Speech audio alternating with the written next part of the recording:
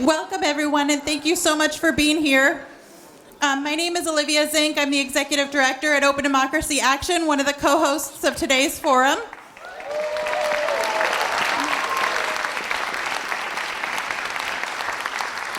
This evening's event focuses on democracy reform. We'll cover redistricting, campaign finance, voting rights, and many other democracy reform.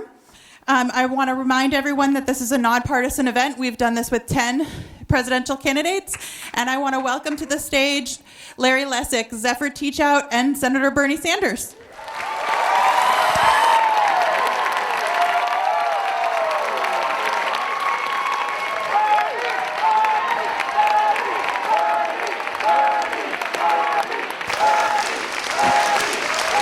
Thank you.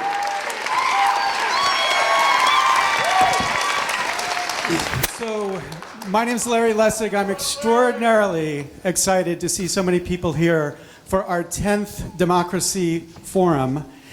Our objective tonight is to get as many questions about democracy reform out as we can, and I'm so honored to have my friend in this fight for so many years, Zephyr Teachout, up here.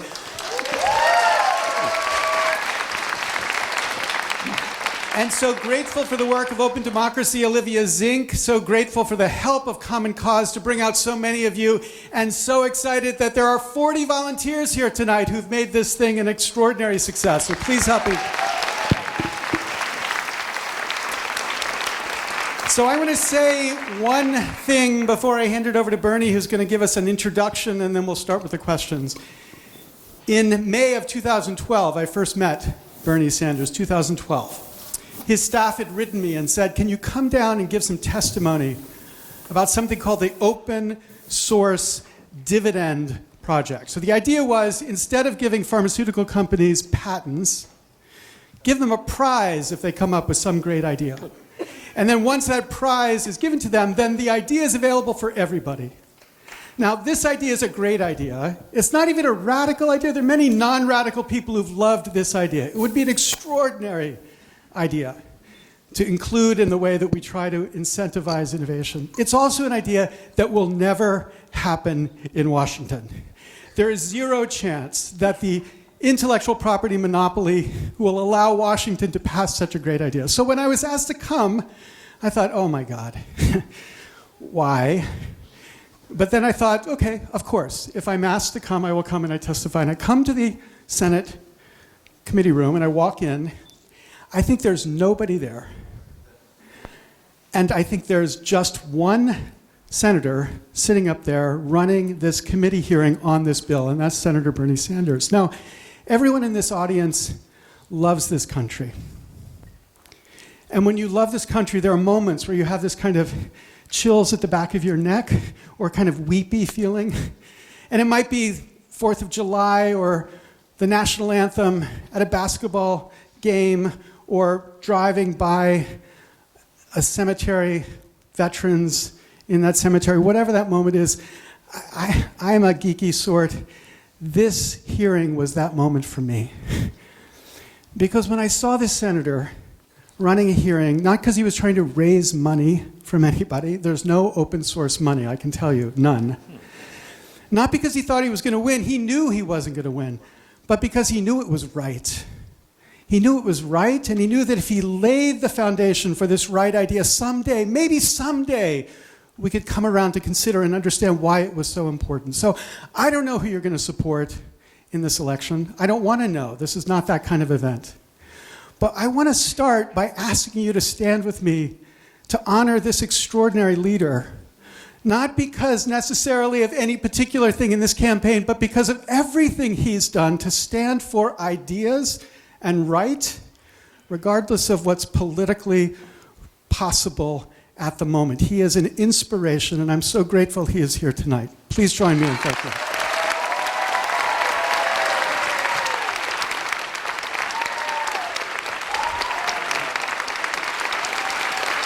Thank you.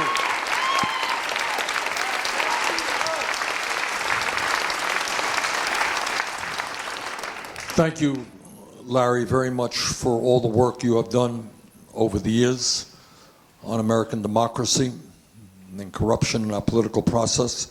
And Zephyr, thank you so much for all the work you have done as well. Let me thank, it's quite a crowd, thank you all very much for coming out. For what is, for me, I guess you've done 10 of these, but this is an unusual meeting. Because what we are doing this evening touches every other aspect of politics. You're concerned about healthcare, you're concerned about the issues we're talking about, you're concerned about climate change, you're concerned about education, you are concerned about criminal justice. Whatever the issues are that you are concerned about, you must be concerned about the state of our democracy. You must be concerned about the corruption of our campaign finance situation. Now, I am an old-fashioned conservative, I guess, because I believe in American democracy. I know it's a radical idea. I got it. It's a very radical idea. And let me go even further. I believe in one person, one vote. And now I'm going to shock all of you. I don't believe billionaires should be able to buy elections.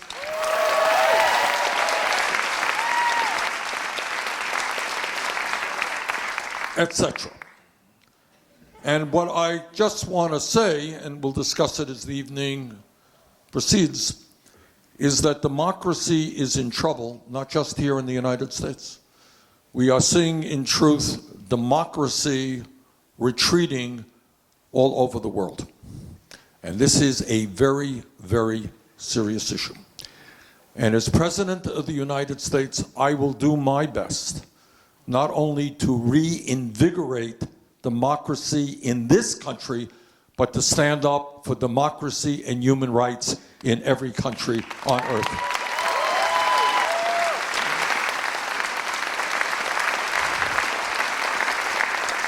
Now, I expect that Zephyr and Larry know more about the issue than I do. But I think it is fair to say that democracy, from a world historical point of view, is a pretty new idea, and it's a pretty radical idea. You think about it. Throughout world history, you have had kings who have had sole power over their people to make war, to raise taxes. You've had czars to keep people in slavery or neo-slavery. And the rights of people to determine their own future is a pretty new idea, a pretty radical idea that says that everybody, and God only knows that in this country we have had a torturous path toward expanding democracy.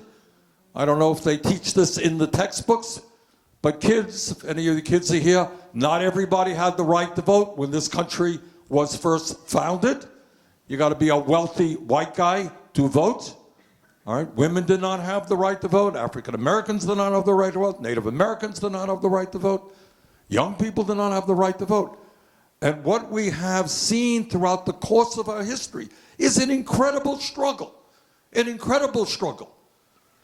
for more democracy, for the rights of African American people to be able to walk into a polling booth and cast a ballot. 100 years ago, women in America did not have the right to vote. Not so many years ago, young people in this country who were drafted to go off and fight in Vietnam asked the question, how come you're asking me to get killed in Vietnam, but I don't have a right to vote whether or not we should be in that war? And we lowered the voting age from 21 down to 18, etc., etc. Now, I think there's so much to be talked about tonight, but certainly one of the issues that we want to talk about is the power of big money over the political process. And Larry gave one example dealing with the pharmaceutical industry. So let me just pick up on that one example. In America today, you pay, I pay, the highest prices in the world for prescription drugs. A number of months ago, I went to Canada with people who were suffering from diabetes. We bought insulin for 1/10 of the price, same product as charged here in the United States of America. Because the drug companies here can double, triple the price of the medicine you get tomorrow. There is no restriction to what they can charge you. Do you think it might have something to do with the fact that over the last 20 years, the drug companies have spent $4 billion on lobbying and campaign contributions? Over $4 billion in a 20-year period.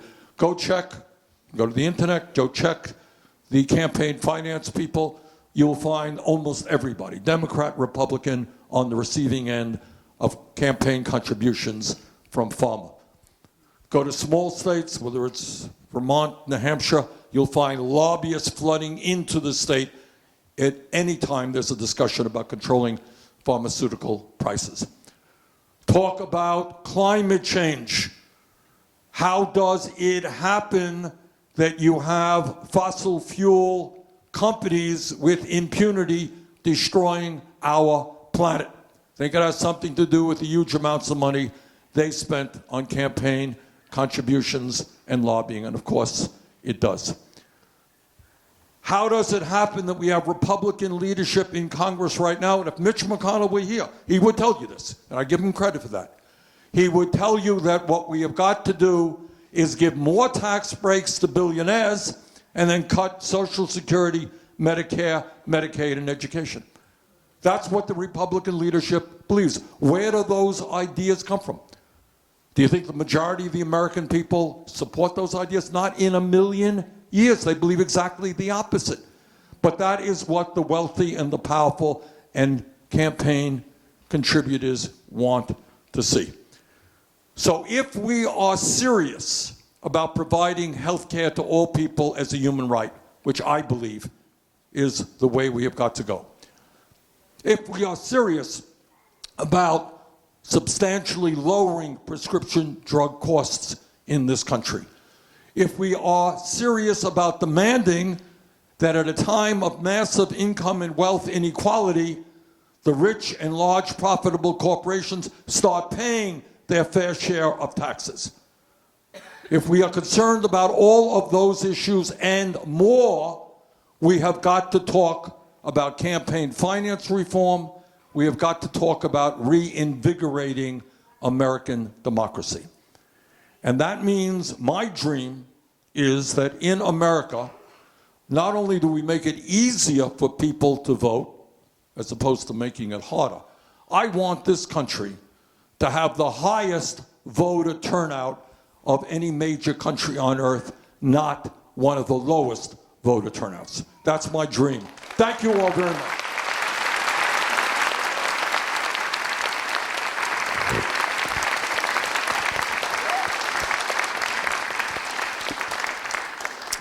Thank you, Senator. So actually just picking up on what you were just talking about, there has been a spate of laws introduced in various states to make it harder for people to vote. Can you describe two things? One, where do you think that's coming from? Who's driving that? Like, who's behind it? And second, what do we do about it?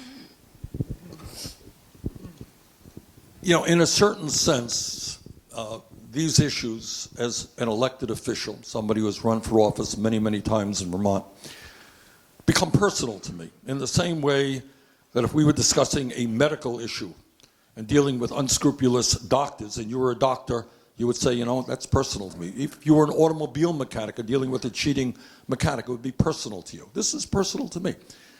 It's personal in the sense that I happen to believe in democracy. And what that means for me is when I campaign in Vermont, I have to tell people what I believe, argue with my opponents why I believe I'm a better candidate than they are, and go out and ask people to support me. That's called democracy, and I love that. I believe in that.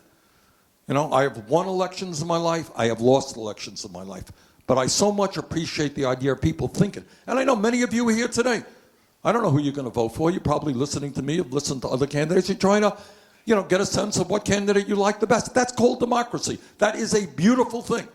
That's a beautiful thing. And yet we have in this country people who are political cowards, who think the only way they can win elections is not based on their ideas, not going out to people and say, vote for me, this is what I believe, or this is why my opponent is wrong. The only way they think they can win elections is to suppress the vote. And they have not been shy in state after state under Republican leadership in trying to do just that, making it harder for people of color to vote, making it harder for poor people in this state, New Hampshire, making it harder for young people to vote, making it harder for Native Americans to vote. And they are doing it because they understand that the agenda that they stand for is not an agenda that the majority of the people support. If you support giving tax breaks to billionaires and cutting education and health care and Social Security and Medicare and Medicaid, you know what? That is not something that people are going to vote for. So you win elections by making it harder for those people to vote. And it's not only harder. I remember, there are elections in this country where you got to wait hours on hours to vote. You got to wait 5 hours at a polling place. In Arizona, people waited 7 hours to cast the vote. And it's not an accident there are fewer polling places in African-American communities and in poor people's communities. So this is not an accident. Recently, as you know, in the last couple of weeks, we have seen in Wisconsin and in Georgia, I believe, hundreds of thousands of people thrown off the voter lists. And ostensibly it's because, they're trying to save money or something, some other gibberish out there. But everybody knows what's going on. They're making it harder for people who will vote against Republicans to participate.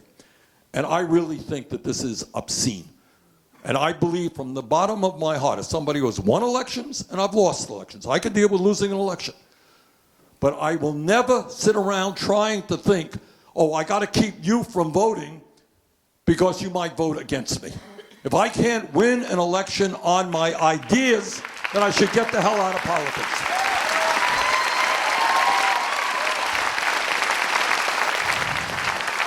So that's what it's about.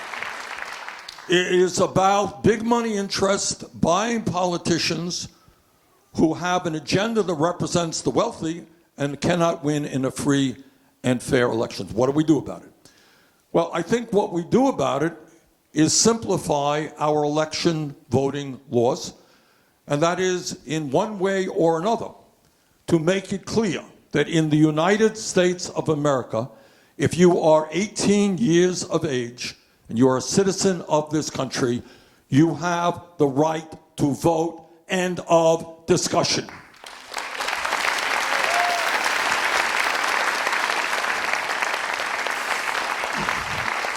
So one issue that you've raised and a number of candidates have raised is this bizarre institution called the Electoral College, which every once in a while, seems more frequently, produces the anomalous result of the loser becoming the winner.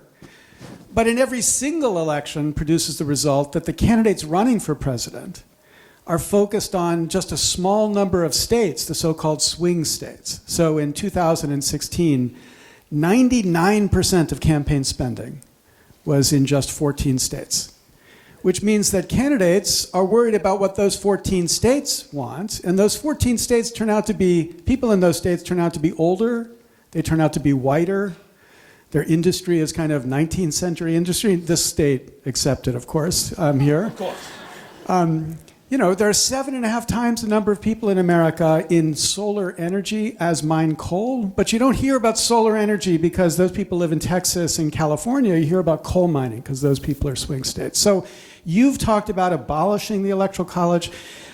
Those of us who want to believe that change is possible here, how do we do it, given 38 states are going to be required? Larry, look, you raised, I think it's very hard to argue against what you said.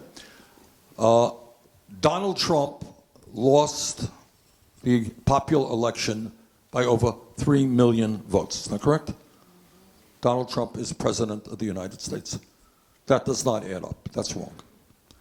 What I believe, and I think most people believe in, is democracy is the person who gets the most votes wins. It's not a radical idea. Trump did not get the most votes. In fact, he lost by a lot of votes.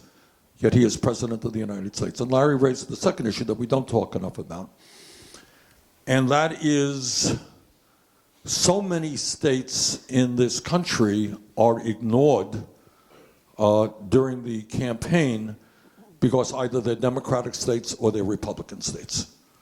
All right. Not too many candidates are going to be going to Vermont because Vermont is not going to vote for Donald Trump. That I can assure you.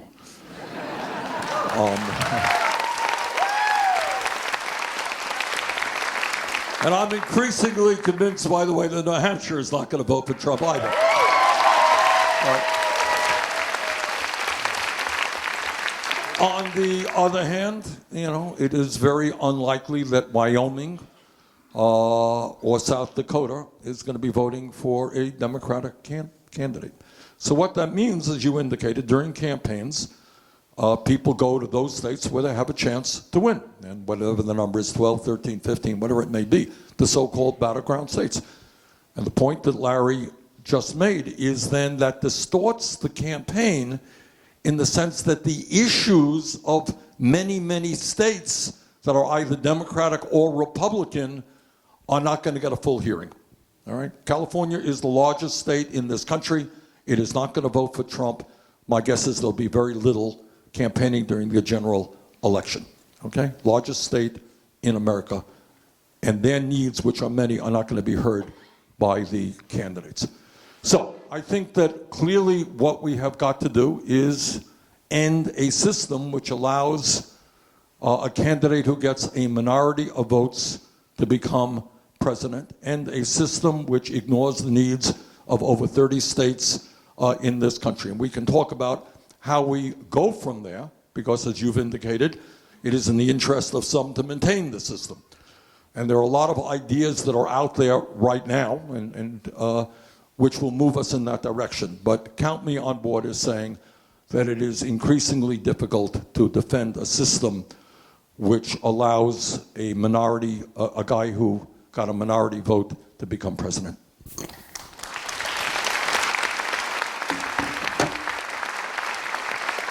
So I want to ask you about gerrymandering.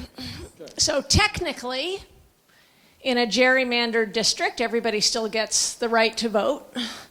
But the Supreme Court has recently decided that there's no constitutional problem with the most blatant, extreme partisan gerrymandering. So it's up to Congress and the states to act. Can you just briefly explain why gerrymandering is a problem and what you would do about it? Gerrymandering, which I think everybody is familiar with, is not a new issue. In fact, it was named after Mr. Gerry, right? Who lived when? Way back when? When? 1820s, okay. So he invented the idea. Not a new idea. But as is often the case, there's an idea that was bad that has been magnified many, many times over. And I think it's fair to say that over the history of the country, both Democrats and Republicans have manipulated districts to work to their advantages. But right now you have Republicans taking it to an extreme degree.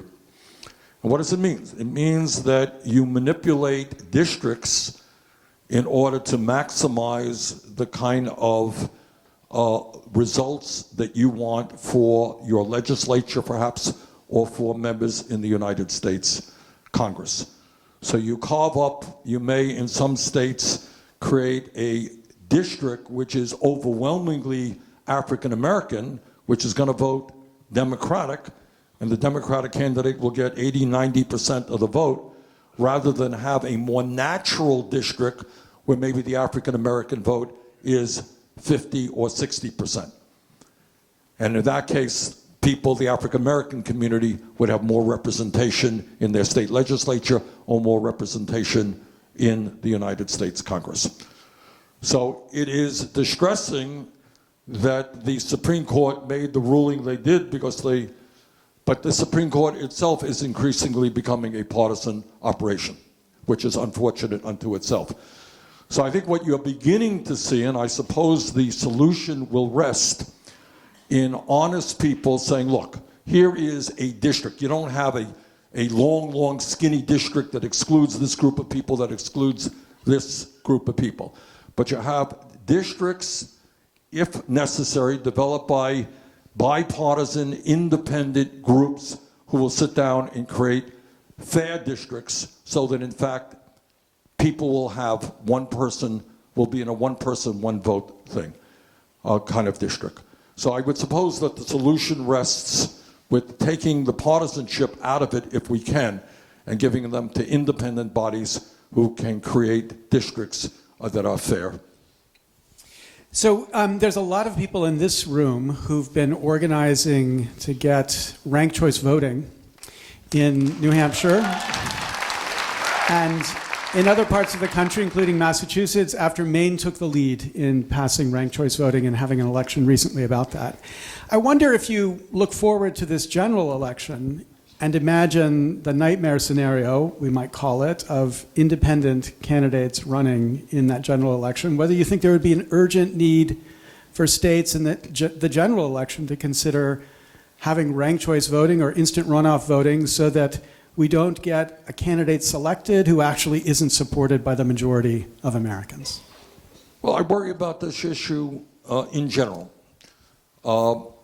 What ends up happening in many elections is we vote for the lesser of two evils. So if you have three candidates, hypothetically, and I have been in, three-person race, so this has impacted me, but it's impacted people all over the country. And you like this person the most, but polling tells you that that person is only going to get 10 or 15%, and you really hate that person, so you're going to vote for the third person you don't particularly like, right? Well, I think that kind of disenfranchises you a bit. And I think you should have the right to vote for the candidate you believe in, even if the polling suggests that he or she is at 10 or 15%. You should be able to make that vote, and that's what ranked voting is about. So I think if we are believing in democracy and the right for people to have the freedom to cast their ballot, not if they choose the lesser of two evils, that is something that I support.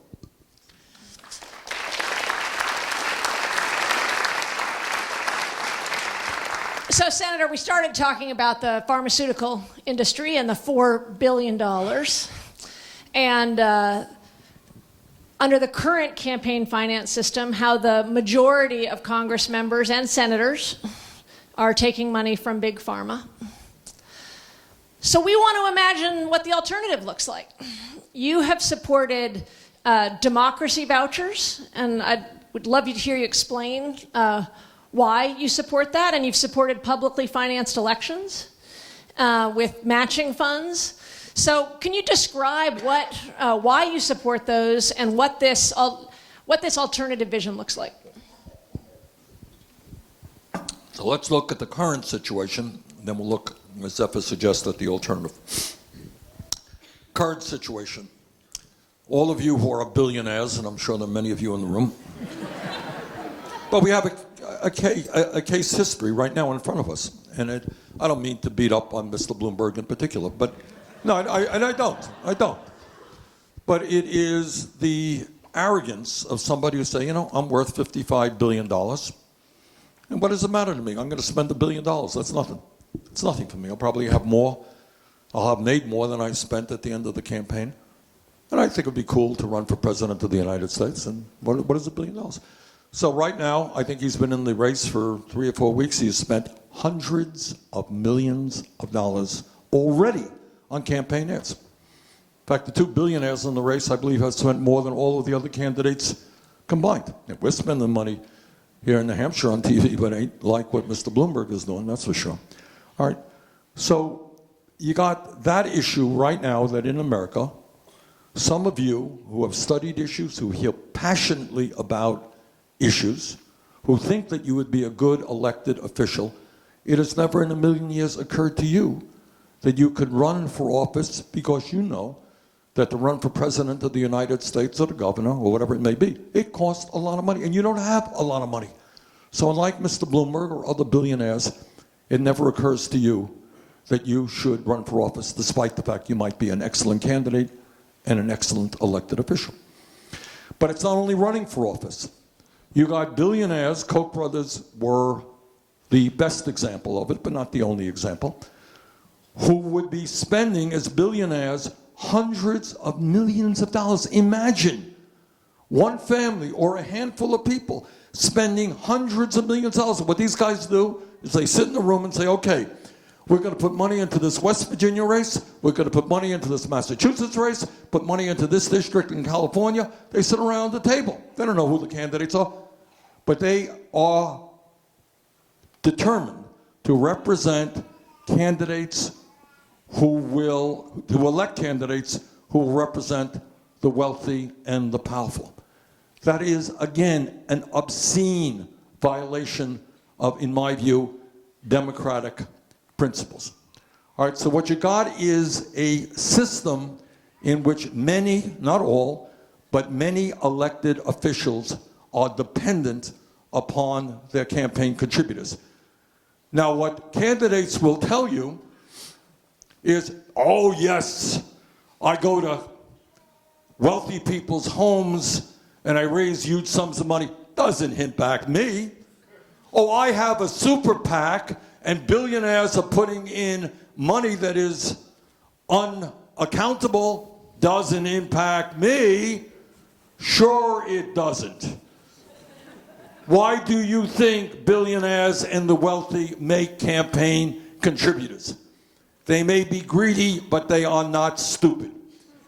And they understand that when they invest, it is an investment. You're a business, you put money, you do TV ads, you hire good people, you do all the things you do.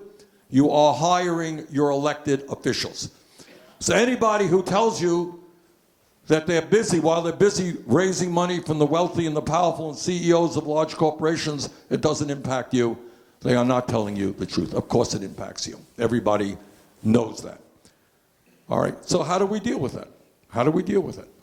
Well, above and beyond making all the political changes that we have to make, making sure that everybody 18 years of age can vote without impediment, making sure that we end this obscene and extreme gerrymandering that goes on, we need real campaign finance reform. And as Zephyr mentioned earlier, the obvious first step is to overturn this disastrous Citizens United Supreme Court decision.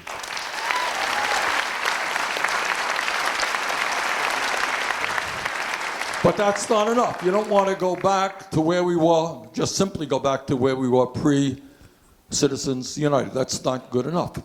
So what we want to do, and there are different approaches to this, in which good people disagree, and I'll tell you where I'm coming down on it, but what you want to do is move toward public funding of elections. All right?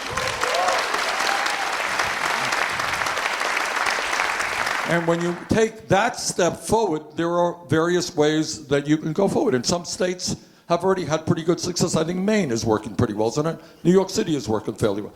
Who's here from Maine? Okay. You know something about the thing there? I ran and won on the elections. There you go.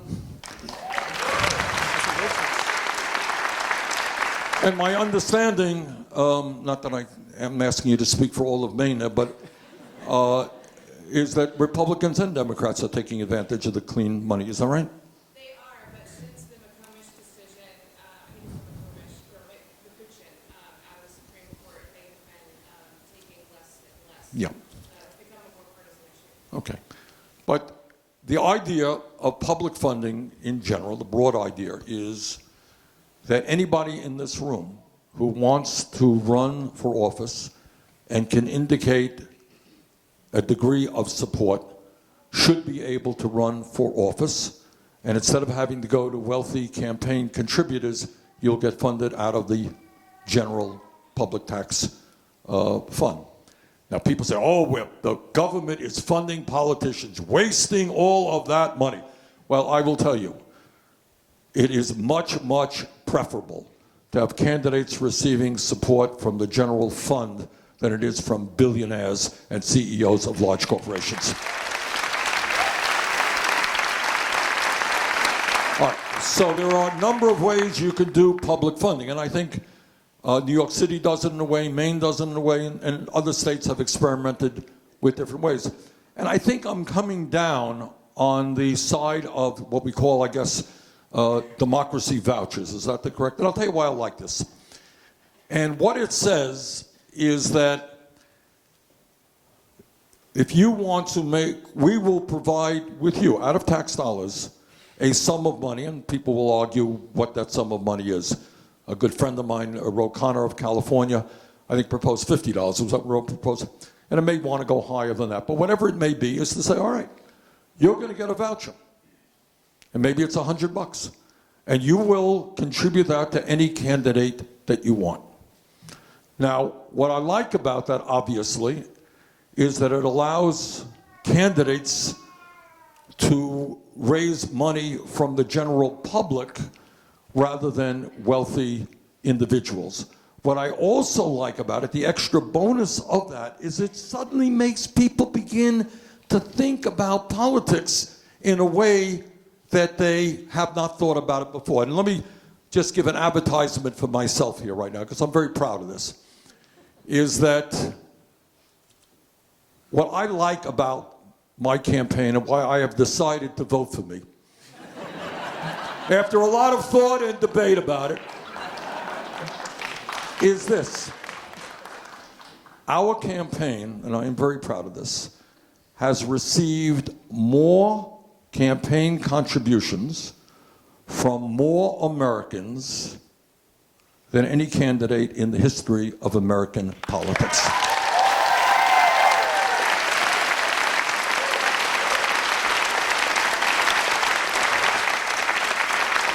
I believe, I am not 100% sure, but I believe that within the next few days, we will have received 5 million contributions from well over 1 million people, probably closing in 1.3, 1.4 million people. And you know what the average contribution is? $18. Okay. So that's what we're doing under the present system. But the idea of saying to people, you know what, you're going to get a $200 check, and you can make that contribution to any candidate you want, presidential candidate, U.S. Senate candidate, House candidate, governor, whatever it may be. You know what that does to you? It says, you know what, hey, I got a bit of power here. I got to better start studying whether I like candidate X or candidate Y. Who's going to represent my interest best? Because I'm going to make a $50 contribution to that candidate. So I think that's an exciting idea. I think it's one approach toward revitalizing American democracy and breaking our dependence on billionaires and the wealthy dominating the political process.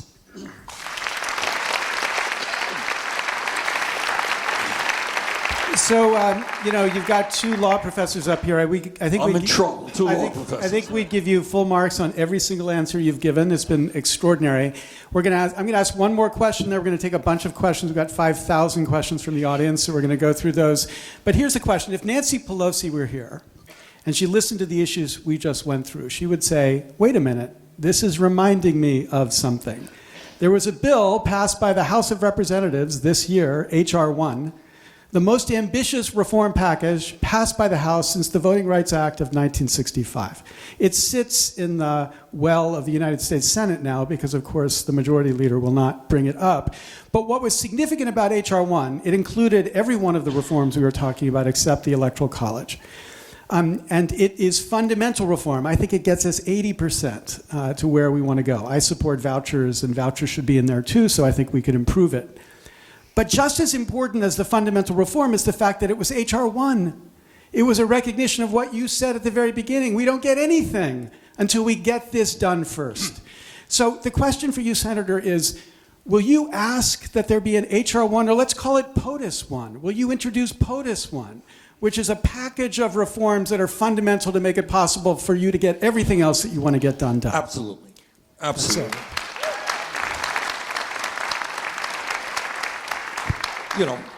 Because as you said, quoting me, so we go around the circles. I mean, this is what we understand. All right? Are we interested in climate change? Are we interested in healthcare? Are we interested in education?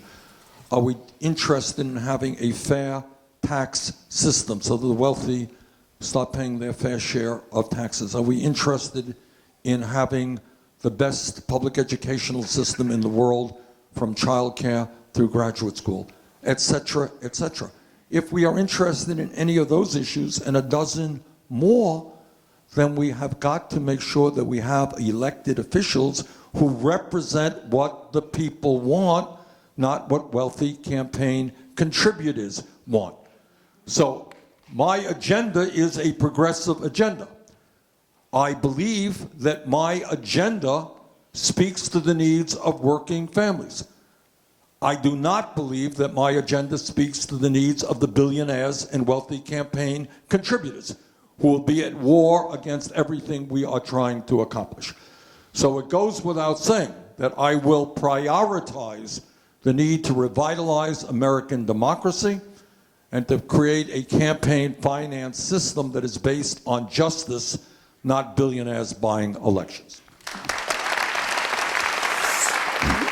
You go first, but it goes without saying, but I'm so happy you said it, Senator, because it is such a critical point for us to understand. So we're going to do a bunch of the questions we got from the audiences. Do you believe, and I'm just reading directly the questions from the audience, do you believe there is a growing movement for democracy reform?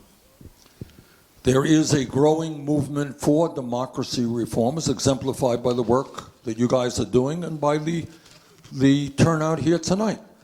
But what I will also say is there is a growing movement against democracy in this country and around the world. Okay, so I have to give a background before this question gets asked. On this table, there's a book titled Granny D, American Century. I'm sure, Bernie, you met Granny D. Granny D was a woman that many of you knew. At the age of 88, she started a walk from California to Washington, D.C. She arrived at the age of 90 across the country. She had on her chest a sign that said Campaign Finance Reform. And we've, Open Democracy and New Hampshire Rebellion, have replicated those walks here in New Hampshire. We've actually walked from the top of New Hampshire to the bottom in the middle of January, twice, to celebrate what Granny D was trying to do. So here's the question. Would you fix it first? Would you join a walk for an open democracy event to raise awareness for the need for campaign finance reform? You don't have to walk the whole state in the month of January, but... Well, as President of the United States, I probably have a better chance to do than just walking. But I would be happy to walk as well. And Granny D is an inspiration to all of us because she understood. And, you know, needless to say, go all over the country and we hold... This is the third town meeting we've had today. So we do a lot of meetings, and people are concerned about this issue and that issue, but too often the issue of why we are where we are and the corruption of American democracy does not get the attention that it deserves. The understanding that we can't bring about, or that it will be very difficult for us to bring about the changes that we want unless we create a more democratic society, is not something that is on everybody's lips.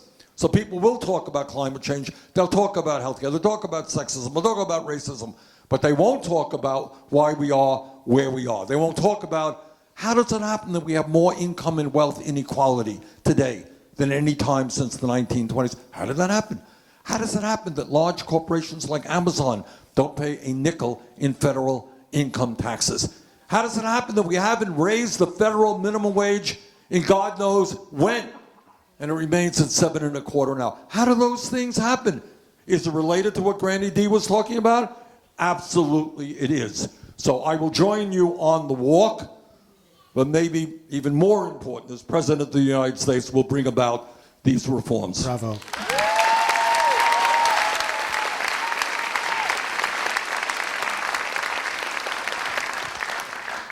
This person asks, what will you do to reach 80% turnout?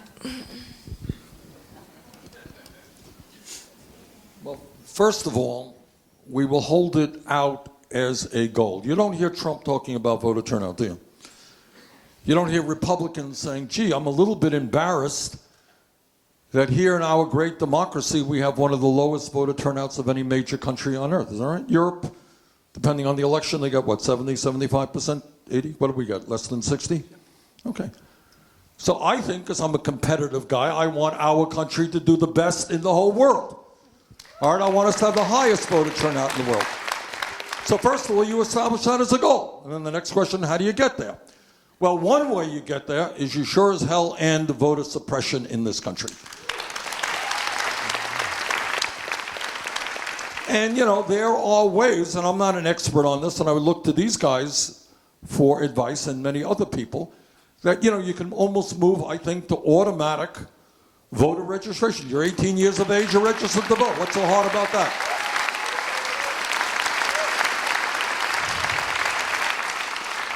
And we do things. Some years ago, I introduced legislation, which I think was a good idea. And I'd like to see it implemented.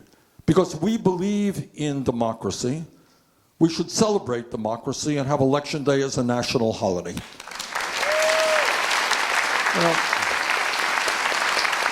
and when you think about impediments to people voting, there are many states where you don't have early voting. And you have polling places closing literally at sometimes, 6, 7 o'clock? Is that? So you go to work. I'm a worker, I got to travel an hour to work. That's not so unusual. And I'm working to 5:30, and what do I got to do? Cut out of work to go vote? Maybe I miss voting. So in a variety of ways, by extending voting hours, by having a national holiday, so you have all day. And imagine that. People will be thinking and talking, who are you going to vote for? Why are you voting for that person? And we go out and we have all data to take the day off and to vote for the candidate we choose. Certainly we are seeing experiments in Oregon and Washington State with using mail. I mean, bottom line is we can figure out how we make it easier for people to vote. And we're making some progress in that. But the bottom line is let us encourage people to vote. Let us use our schools to make sure that kids understand the importance of democracy and why they should be participating in the political process. Let's do all of those things. And if we do it, you know what? Reaching 80% is absolutely doable.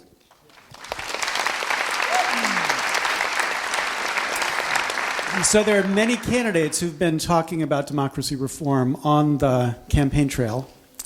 And a couple during the debates who've been willing to raise it and push it forward. Andrew Yang was the first of our candidates on this stage who spoke out and said he would support democracy vouchers as well. This question is, will you continue to talk about public financing on the debate stage so that the public beyond this public begins to understand it? Well, I talk about public financing in almost every event that we do.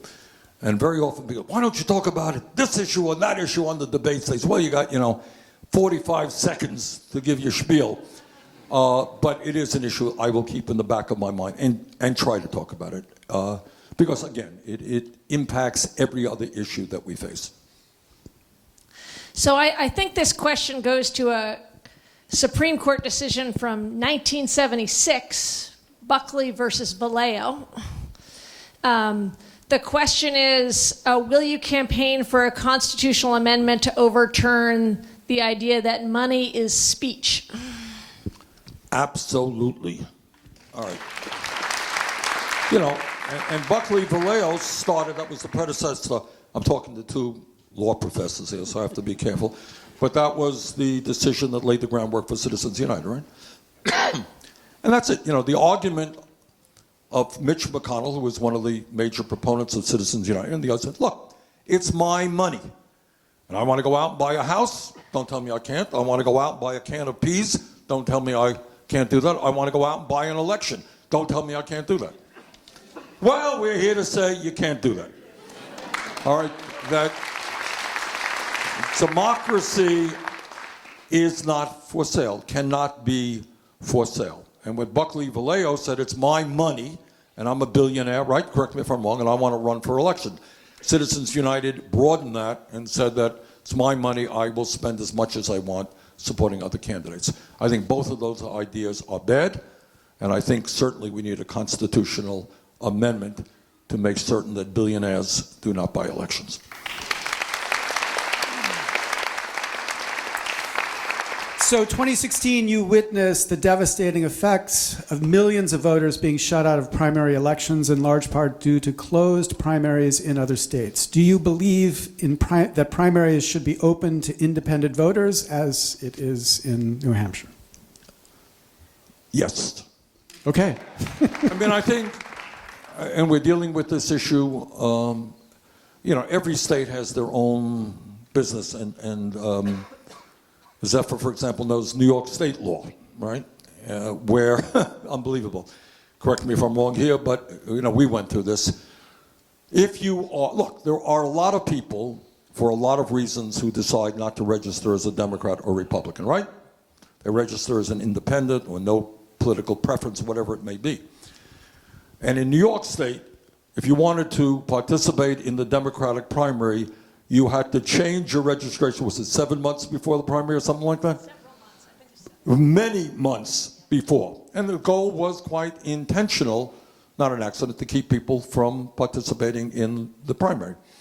In California, you had another thing. They have jungle primaries. They also have impediments making it difficult for people who are non-Democrats, not Republicans, to participate in primaries. But I believe that, yes, I mean, I think what New Hampshire does is the right thing. And I think that's what we should be doing around the country.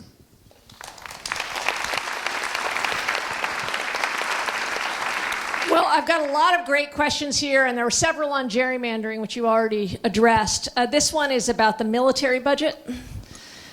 We just passed a $738 billion military budget. Do lobbyists for the military-industrial complex and their donations distort the democratic process? That's an issue we don't talk about very much, because sad to say, hasn't always been the case, but has been in recent years. It's kind of a bipartisan issue. I am proud to tell you that I am the only presidential candidate who is a senator who has voted against all of Trump's military budgets. All right?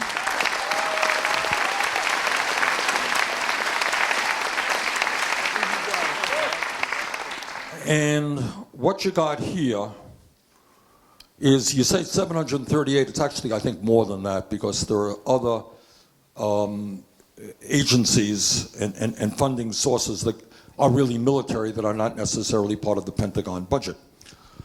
What you have is, again, when you talk about a corrupt political process, you're talking about former generals and admirals who suddenly appear on the board of directors of the major military contractors in this country. It's a revolving door, big time in the military. And here's the other thing that you don't hear much about. We did some work on this. Is the Pentagon is the only budget that has not successfully gone through an independent audit. So it is by far the largest budget, and yet it has not been independently audited because it is so very complicated. There is enormous waste in the military budget, enormous waste. There are cost overruns, there is price fixing, there is corruption. But that is an issue we don't talk about a whole lot, because if you vote against the defense budget, then people are worried about a 30-second ad which will say you're not prepared to defend America, you're weak on defense, and people are afraid of that. But we are now spending, as a nation, more than the next 10 countries combined. You got Russia and China and France and UK. Next 10 countries combined, we are spending more than they are in totality. So I think we also have to take a look not only at the military budget, but the arms sales that the United States. You have Trump being very upfront about it, representing defense contractors in selling arms to Saudi Arabia, which is a horrific dictatorship. So taking a hard look at the military budget is something that we will certainly do in our administration. So we have time for one last question. This is a question from Diane Russell, who was a little bit humble in the way she introduced herself, because Diane, because of public funding, could go from waitressing to becoming the chairman of the welfare committee in well, you went from to. I was on ranked voting, and I also spoke for you at the convention. Right. Yeah. Thank you. So her question is this: you have said you disagree with expanding the Supreme Court. Can you explain your plan to rebalance the court? I mean, if we expanded it, maybe Zephyr could be your first appointee to that court. Not a bad idea. Here is the problem, and the idea of expanding the Supreme Court, not a new idea. FDR tried it in, what year, in the mid-30s? 1938. 38. So you got right now, and it is sad, and these guys, again, at some point, I'd love to hear what they have to say. I'm doing all the talking. They know more than I do.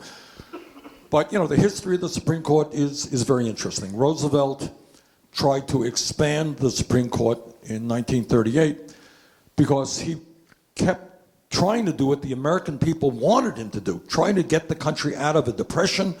So many people unemployed, underemployed, massive poverty, and he tried to do the right thing. And then, the business community, the big money interests went to the Supreme Court, and many of the things that he was trying to do were ruled unconstitutional.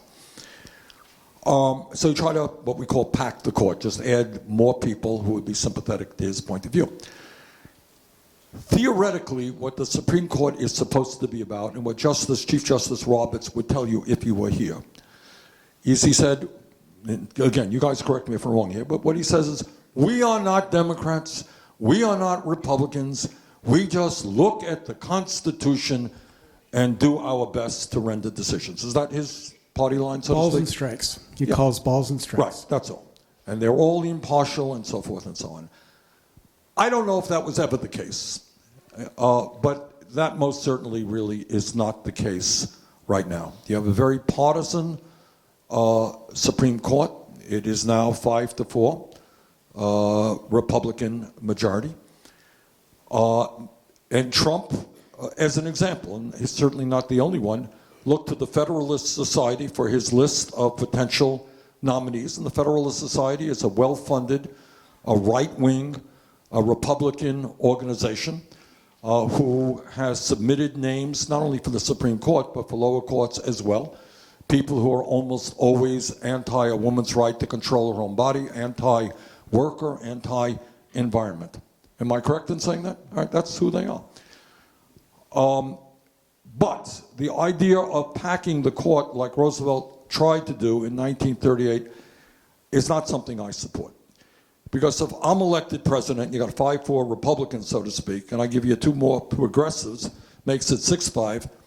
10 years later or whatever, the guy who comes or the woman who comes after me, they're going to pack it.